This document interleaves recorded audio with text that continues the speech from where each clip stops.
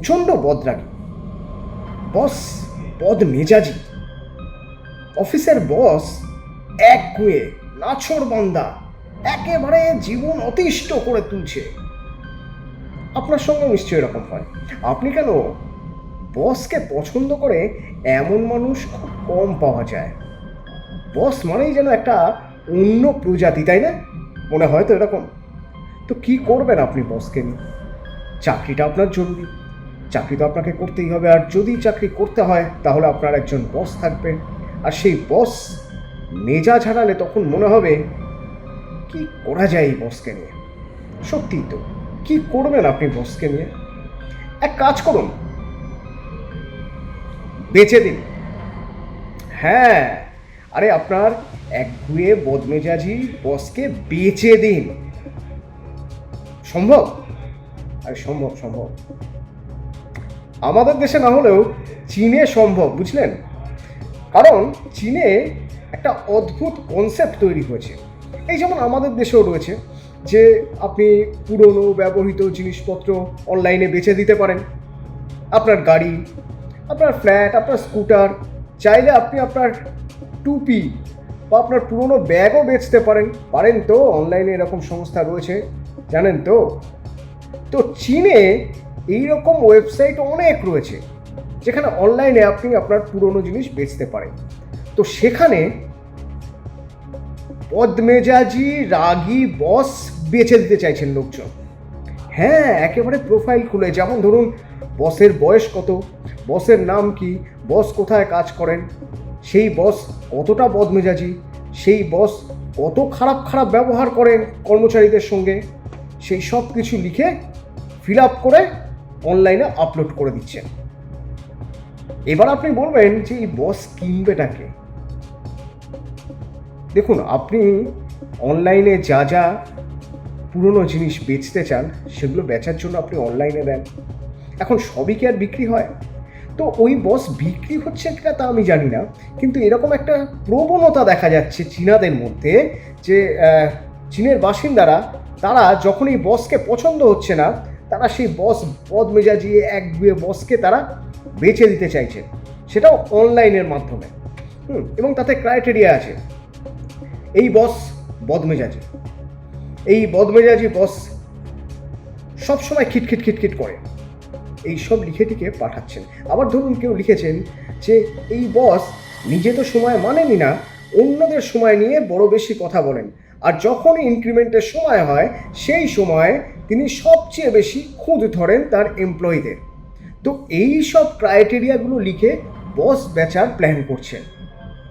আপনার নিশ্চয়ই হিংসে হচ্ছে, কিন্তু আপনি শুনলে অবাক হবেন যে এই বস বেচতে গিয়ে কতজন বস যে বেচা গিয়েছে এখনো পর্যন্ত তা জানা যাচ্ছে না, কিন্তু এটা জানা যাচ্ছে যে ভীষণভাবে জনপ্রিয় হয়ে উঠেছে ওয়েবসাইট। তার কারণ ওই বসের আর কি কি ক্রাইটেরিয়া আছে, ওই বস নিয়ে কোথায় কোথায় সমস্যা, সেই সব কিছু নিয়ে কমেন্ট বক্সে চালাচালি হচ্ছে।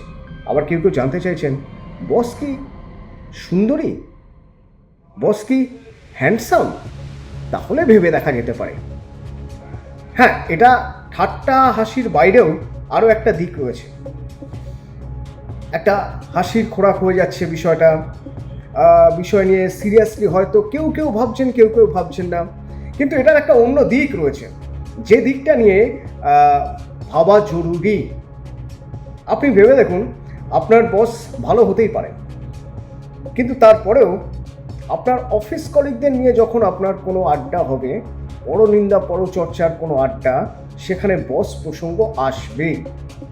বস যতই ভালো হন না কেন, ধরেন না আপনার বস ভালো, কিন্তু তারপরেও আড্ডার টপিক কিন্তু বস। বস আজ এটা করেছে, বস আজ ওটা করতে চেয়েছে, বস আজ এটা বলেছেন, বস আজ ওটা ভাবছেন, বস আজ এইভাবে এনাকে একে এই বলেছেন।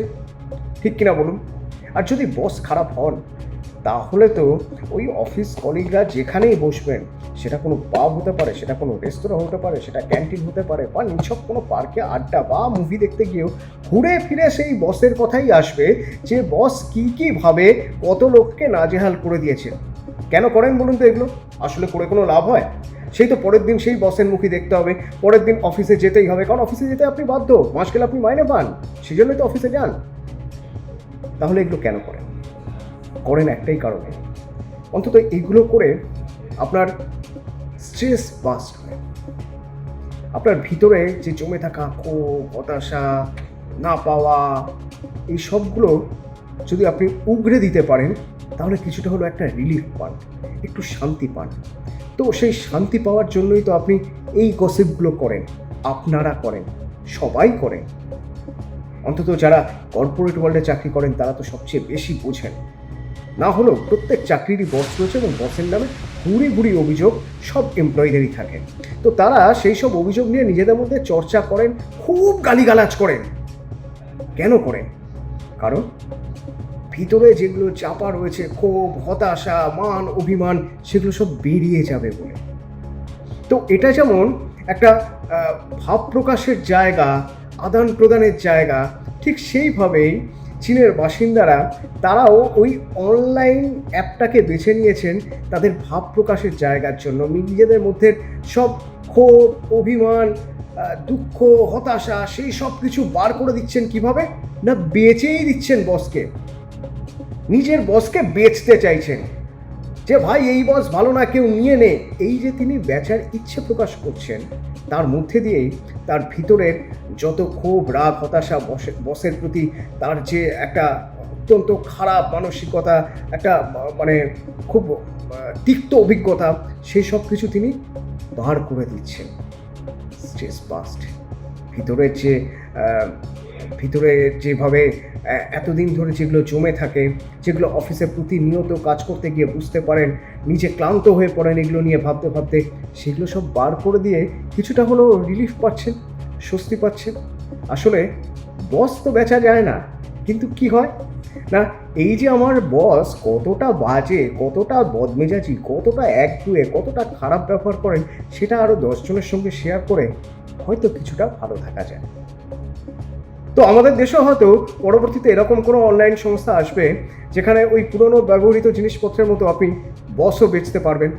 তাহলে হয়তো এই অফিসের বাইরেও অফিস কলিগদের আড্ডায় সবসময় বস বস বস বস বসের নিন্দা, বস সমালোচনা, এগুলো কিছুটা হলেও কমবে। কারণ তখন আপনার হাতে আপনার ভিতরের ক্ষোভ, হতাশা প্রকাশ করার আরেকটা অস্ত্র রয়ে গেছে। বেচে দিন বসকে অনলাইনে, তাহলে অন্তত আপনি একটু কিছুক্ষণের জন্য শান্তি পাবেন। মনে মনে ভাবতে পারবেন যে এত কিছু যে আমার উপর হচ্ছে, ঠিক আছে, দিলাম তো বসকে বেচে, এবার বুঝুন।